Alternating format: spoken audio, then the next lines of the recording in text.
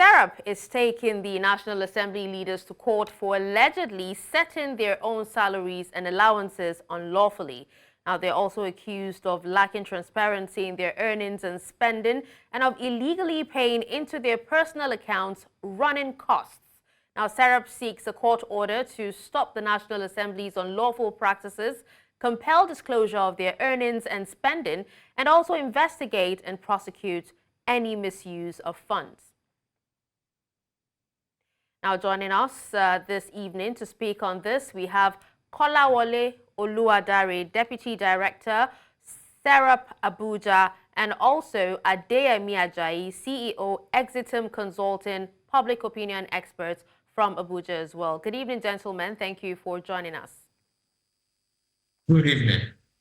All right, let's begin with Mr. Oluwadare. Can you elaborate on the specific provisions of the Nigerian Constitution that SERAP believes the National Assembly leaders have violated? Many, in fact. Some are more specific and some are generic in nature as to the duties and obligations of members of the National Assembly. But a good case in point will be Section 84 of the Constitution, which incidentally forms the tool with which the same National Assembly is meant to do their work.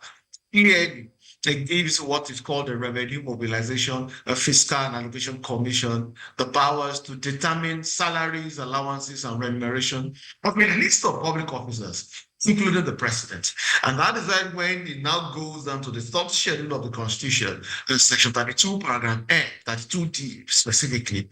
It also gives power to the commission, that is the Revenue Mobilization, Allocation, and Fiscal Commission, to determine the salaries, allowances, remuneration by whatever name it is called, of members of the National Assembly.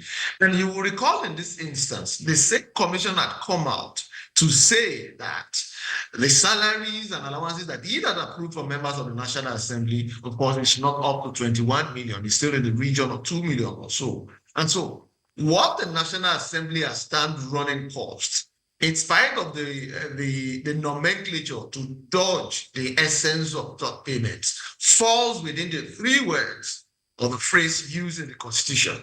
It is either salaries, it can be allowances, and it can be termed totally remuneration. So whether it is called running cost or otherwise, it is part of the total package that each member of the National Assembly should take up. And that has been determined by the Commission and the National Assembly has no powers to fix for themselves and these payments. All right, let's hear Mr. Ajayi's thoughts.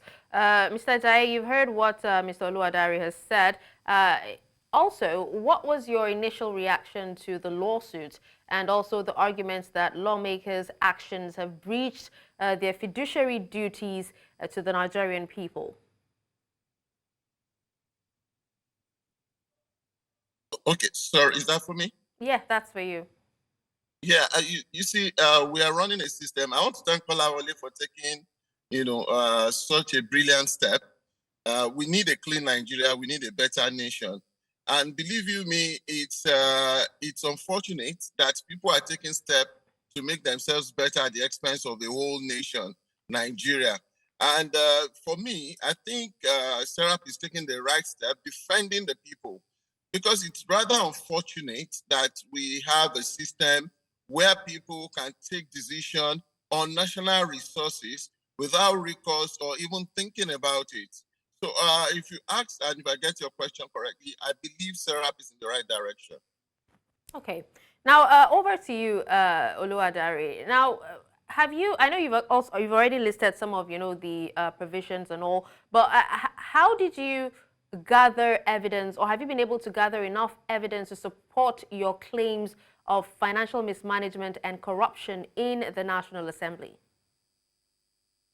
Thank you very much. Which kind of evidence do we need? We have had senators, and not now. We've had various senators, including the latest that happened. The senator representing I've mentioned how much is the take home of each senator. They have consistently termed it, and in this instance, particularly running costs. What more evidence do we need as to what the senators take home? The other part of the evidence is what the provision of the law says. And we've seen clearly what Section 84 of the Constitution and Section 32 in the third schedule of the Constitution had said. The third part of the evidence is what is coming from the Revenue Mobilization, Allocation and Fiscal Commission, has also said that they did not prescribe 22 million or the 23 million. These three parts of the jigsaw comes together to form clearly the picture, which is why we've gone to court. And this is also something that Nigerians would have to determine, since these members of the National Assembly represent various Nigerian constituencies, that we have presented to court to look at this evidence to see clearly that the National Assembly is breaching the laws of the land, the Constitution in this instance, and the powers, the duties, and obligations that they owe to be above board as public officers, not to take steps that will be in their own interest. But just to give a good perspective to how this malfeasance had started and been perpetuated, it starts with the lack of clarity in the allocation that goes to the National Assembly. We all know that during the budgetary processes, various ministries, departments, and agencies submit their estimates, which is collated through the budget office of the Federation, the budget office, and then it's presented as a bill, the appropriation bill, to the president. What we have seen year after year, including the last budget in 2024, is that the National Assembly does not give a breakdown of its budget, and it is by statutory transfer. It means that these monies go en bloc from the Consolidated Revenue Fund to the National Assembly through the National Assembly Service Commission.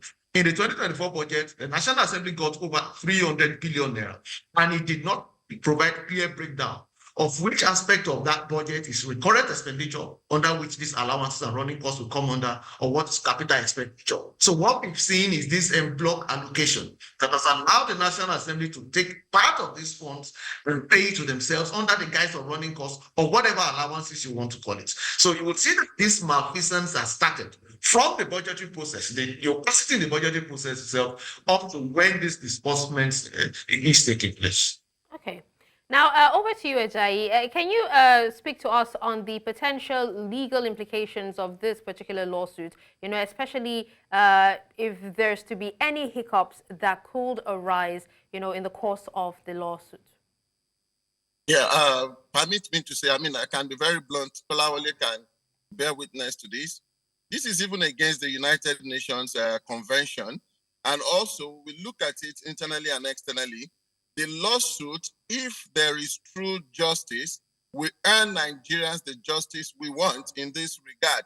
I believe the lawsuit, if taken, if the judiciary, they take the right step, it should be in favor of SERAP, because it's clear. The evidences are there. But again, we are in a country where anything goes, Believe you me that the lawsuit is something that should sound not just a warning, but an everlasting note that you cannot take Nigerians for granted. And I want to believe that if Nigerians are serious, we should rally around SERAP at this time and ensure that we stand our ground against this. This is an open rape of a whole nation. And the lawsuit, I believe it will see the light of the day and justice will be served. I believe so. Okay. Now, Oluwadare, how, listening to what, Mr. Ajayi has said, how does SERAP plan to address resistance or pushback, from the National Assembly leaders or even other stakeholders in this litigation process? Thank you very much. The process is quite easy. Within the context of the courtroom in litigations like this, particularly in public interest litigation, the judge eventually whose this case will be assigned before will have to determine and go to the legal processes of entertaining the defense from the National Assembly. It's not the first time we're suing the National Assembly. They always get their lawyers to put up the defense in court and determine ultimately whose rights, duties, and obligation is on both sides. In this case, it's very important to understand that this is not SERAP against the National Assembly. This is the Nigerian people against the National Assembly. And I really doubt how the court will hold otherwise, seeing the preponderance of evidence and the clear case of the breach of the law, that it is right for a National Assembly member to take over 20 million naira. How the court will determine that the opacity in the budget of the National Assembly is something that favors the Nigerian people, and that the National Assembly can decide to pay itself whatever it wants to the expense of the Nigerian people, and in clear breach of the rules of the Revenue Mobilization, Allocation, and Fiscal Commission. So The National Assembly will have its day in court, just like the Nigerian people in which name this suit has been filed. And ultimately, through the various steps of hearing, the judge will have to make a pronouncement. As to any kind of pushback, I do not, that is certain. There are people who see this within the lens of politics. There are people who perhaps want to see this through the lens of tribe or religion. But ultimately, the law will have it, where everybody will have its day in court, and the law would have to determine where the duties, responsibilities, and obligations of each of the parties lie. And we're very hopeful that the courts will side with the Nigerian people in this regard. Okay, well, hopefully so. Now, Mr. Ajayi, now let's look at the broader issue of corruption and also the development of democratic institutions in Nigeria. What do you think would be the consequences for the National Assembly leaders if the court rules in favor of SERAP? Now, that is my prayer. Thank you for that last statement.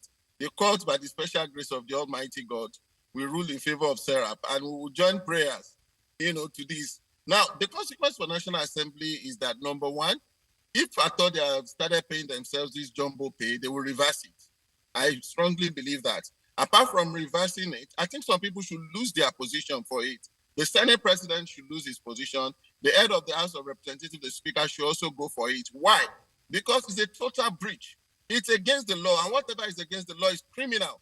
We cannot have people who are custodians of our laws and who are custodians of, very important arm of government doing this. If we are very serious as a nation, we should ask these two people to leave. And of course, those that, the consequence again is to also ensure that there are compliance systems in place to ensure that this thing never comes up again. So the consequence for National Assembly, for me, if you're asking me, we'll also be asking that these people who breach this thing openly should be asked to vacate their position. And I believe that people who even sponsor and supported this on the floor should also be punished for it. But, well, that I just pray SERAP will win, and I think we demand more in terms of accountability and compliance with their fiduciary responsibility as individuals and as a house. Thank you. All right, Mr. Oluwadare, let's hear your thoughts on all that Mr. Ajayi has just said. I totally agree with what Mr. Ajayi has said, and it only makes a lot of sense in this instance. And much more importantly, this would also prevent what has happened over the years from happening in 2025. So beyond what is going to happen in this suit, which is not likely to be determined this year, Nigerians should be more educated about the budgetary processes, the duties and obligations they have to hold those in public offices to account, in this case, the National Assembly, and that when the 2025 budget comes up, the appropriation bill, Nigerians should prevail on the National Assembly to provide a breakdown of its budget. There should be a line-by-line breakdown. Which part is recurrent expenditure? Which part is capital expenditure? And then we can hold them to account in the spendings of those funds. Again, very importantly, if they've managed to pass the appropriation bill into an act that has apportioned great, huge sums of money to themselves as recurrent expenditure, then it might be too late for us to go to court at that point. So I think that the most important lesson from all this is that in the budgeting process coming up in 2024, 2025, Nigerians are more wiser to be able to hold those in the National Assembly to account. All right. Now, earlier you actually talked about, the federal government financial regulations, talking about RAMFAC, Revenue Mobilization Fiscal Allocation Commission. Now, Mr. Oluwadare, can you tell us what role does RAMFAC play in determining the salaries and allowances of National Assembly members? I think RAMFAC has done its best, and by that I'm referring to the Revenue Mobilization Allocation and Fiscal Commission. They have done their job to bring out what is their recommendation, which is a law, by the way, passed by the same National Assembly as a recommendation for payments to public officers, including judicial officers and members of the National Assembly.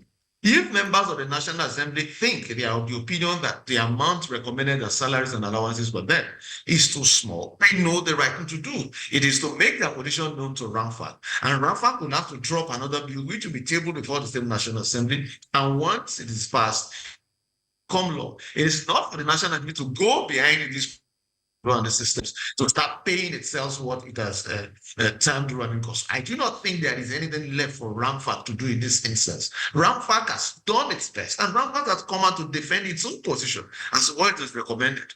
The question is, do they have the power to compel the National Assembly not to pay itself in excess of what RAMFAC has recommended? I do not think RAMFAC has that power. Like I've said, if these funds have been allocated as a budget to the National Assembly, it leaves the RAMFAC powerless, which is why SERAP has to step in this instance as a public interest obligation to compel the National Assembly to do what is right in the interest of the Nigerian people. Okay, now talking about compelling, the leaders to do what is right, the National Assembly, Mr. Ajayi, do you think that they would heed to, what SERAP has actually said, SERAP saying that they need to be accountable and also transparent? Because we saw the whole drama that ensued when, it came out about how much they were being paid and, so many inconsistencies.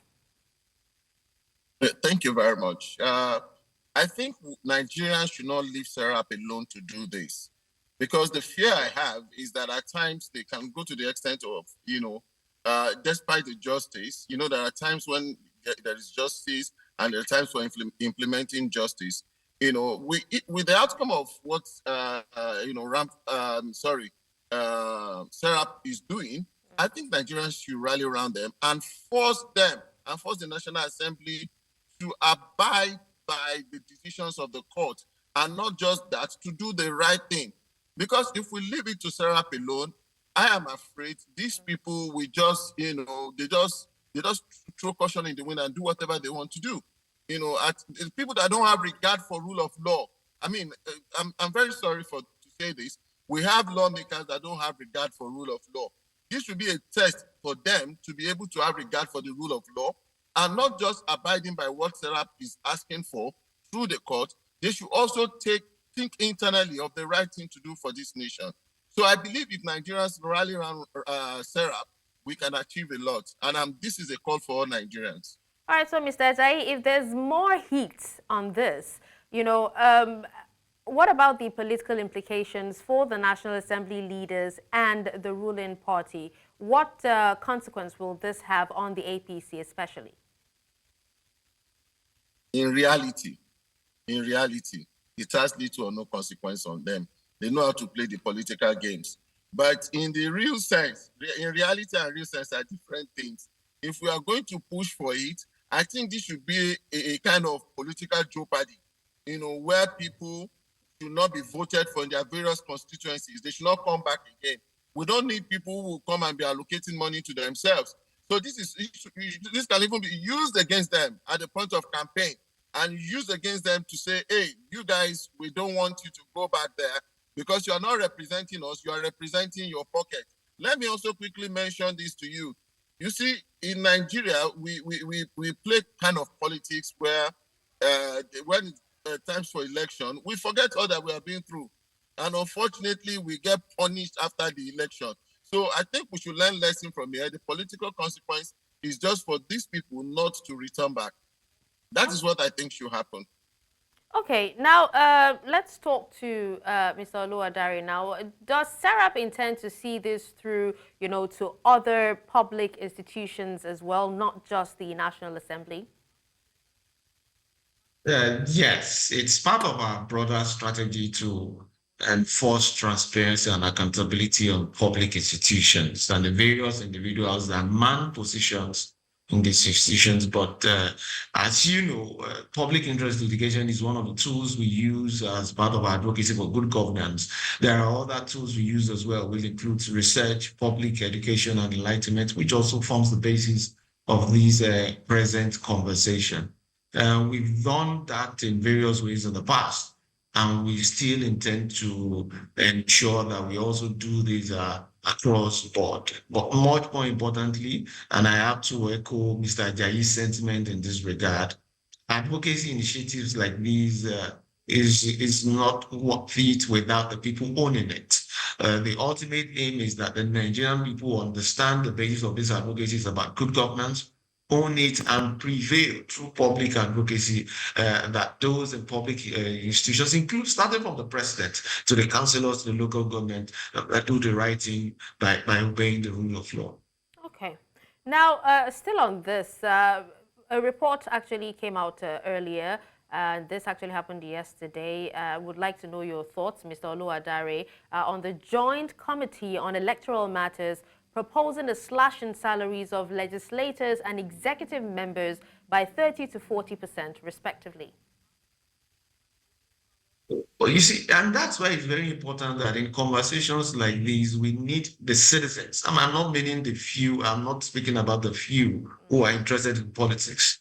The Nigerian people should understand the context, should understand the legal obligations, duties, and their rights as right holders to be able to contribute to the conversation. So when you say slash in salaries and allowances, are you talking about the one that RAMFAC has proposed that is law? Or are you talking about what the National Assembly member takes up ultimately that is termed running cost? Because if the salaries officially that RAMFAC has proposed, which is not even up to 2 million naira, is cut, it doesn't affect the running cost. They can jack up the running cost to accommodate that as well. So, which is why, again, the advocacy is not to cut the pay, which has been legally recommended by RAMFAC. It is to prevent the National Assembly from paying itself under whatever guise. Don't forget the basis of this conversation is the amount being paid by the National Assembly to itself, and being termed the running cost. And we believe that running cost forms part of the three words that they use in the Constitution that RAMFAC can determine: salaries, allowances, or remuneration. So that cut being proposed must cover. And I think nomenclature is very important in this regard, since we've seen the ability of the National Assembly to choose words and give it their own interpretation. That what should be affected is the take home. Whatever a senator earns and takes home is what should be slashed, not salaries and allowances in the limited use that RAMFAC has recommended. And I think it will be a very great idea to do that. All right, Mr. Ajayi, let's hear your thoughts on this. The Joint Committee on Electoral Matters proposing a slash in salaries of legislators and executive members. Yeah, I think I echo the sentiment of Mr. Oluwadare. But again, I don't think the jobs of senators and House of Reps should be full-time job. If we have to be very serious, it shouldn't be a full-time job. It should be a kind of job that people come, they get paid for sitting allowances and they leave, and it shouldn't be a situation where people will just come there and they get paid. So I think from what he has said, for me, personally, my opinion is, I don't think they deserve all those, big bogus. They should, the 40 and 50%, I think is even small, okay? Compared to what value are they really adding as such. I'm very sorry to say. It may sound kind of funny. If so much, like we saw 300 billion naira being allocated to them. If that is slashed, there are other things that it can develop. There are infrastructures that can help. It can help education, it can help in health. So I don't think that idea is bad. And I think that is even a small amount. Percentage cut, we should have more. So that, most of these people are rich. Some of them are ex-governors. So what are they still getting money for? Some of them are getting pensions in their states and all that. I don't understand it. I think the slash should even go to like 80 or 85%. They have other sources that bring money for them. Thank you. Oh, all right. Now, Mr. Oluwadare, earlier Mr. Ajayi said Nigeria should rally round SERAP, and you also talked about broader strategies. Now, does SERAP plan to work with other stakeholders, such as other civil society organizations or even media outlets to amplify its message? So, of course, thank you very much for that question. We do, and that is why conversations like these form part of that broader strategy, that partnership, which is even formal as it were, but in the outcomes and in the output itself, you can see this conversation taking place, the media playing your part, in this instance, your organization, and SERAP and Mr. Ajayi, for instance, having this conversation and millions of people listening to understand the context, to understand this is not an agenda, this is not about politics. Tribal religion is about good governance, and they understand the context of the laws. Without being a lawyer, they understand what the rights and obligations of the national members are, and what duties also citizens have that they can handle. And we do that from time to time, formally and informally. We've filed a lot of public interest lawsuits where we have Nigerians from every walk of life join that lawsuit as some sort of class action as plaintiffs and applicants in the court. And we've also had cause to file lawsuits with various public interest organizations as well, CSOs and NGOs. So it's part of our broader strategy to collaborate and partner cross-border on all forms of civil society so that we can move the needle of good governance past where it is presently. And really, it is not really in a good place, which is why, again, like I said, the aim is for the citizens to ultimately own this advocacy and be able to press it to ensure that those in public institutions, whether they're elected or appointed, do the right thing as far as the law mandates them to do so. All right. Mr. Ajayi, what role do you think civil society organizations and organizations like SERAP should play in holding these public officials accountable? Yeah, I think SERAP, more in addition, should even sponsor some, policies, some laws. Unfortunately, the people that are going to run this law to is going to hit them. So I'm also asking SERAP to strengthen its capacity and capability across the nation by getting collaborations with more people. The civil society, SERAP and other organizations should come together and strengthen our front in order to confront some of these bad governance that we are witnessing. Sincerely, it's not a recent thing. It's not about this current administration only. It's something that has been, and I think we should try as much as possible to put a stop to it. And I think our collaboration, various institutions, organizations coming together and working together will lead us to where we are going to. Okay, I like that you said that it's not a current thing and it's not just about this administration. So whatever solutions that are gotten now should actually be for the long term. Now, over to Mr. Oluwadare. What's the next step for SERAP after filing this lawsuit? And your final thoughts as well, because we're about to wrap up. I was about to say to file another lawsuit, but I was just joking. Of course, when we give it our best shot in court to follow through with the suit. And it's always interesting anyways to always see the defenses to be filed by lawyers on the other side and ultimately to have judgment in favor of Nigerians. But that is without prejudice to other good governance advocacy initiatives that we will continue to do to ensure that the rule of law prevails in Nigeria and those in public institutions do the right thing. And most importantly, that Nigerians are educated enough to press on their demands within the ambit of the law. All right, Mr. Ajayi, let's have your final thoughts in 1 minute, please. Yeah, thank you. My final thought would be advice to SERAP. Create more awareness. We are in this together. Nigerians are behind you, and I believe we can achieve a lot together. Thank you. All right, well, thank you so much, gentlemen, for joining me on the conversation. Kolawole Oluwadare, Deputy Director, SERAP, and also Adeyemi Ajayi, CEO, Exitum Consulting and public opinion expert. Thank you.